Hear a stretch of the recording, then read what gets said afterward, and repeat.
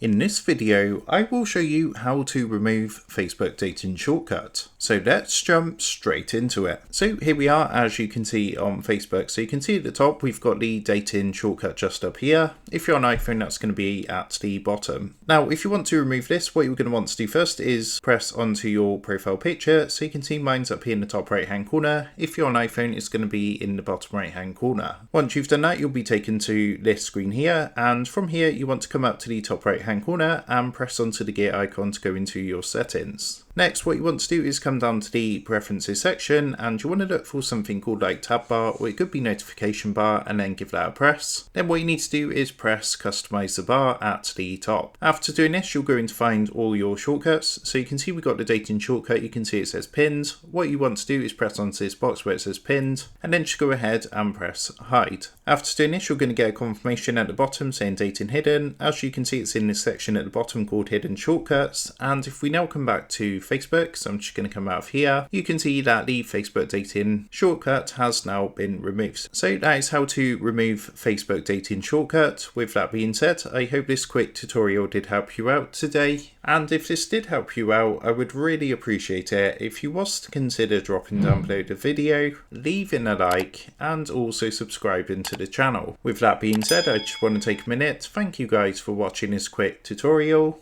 and I will see you in the next video.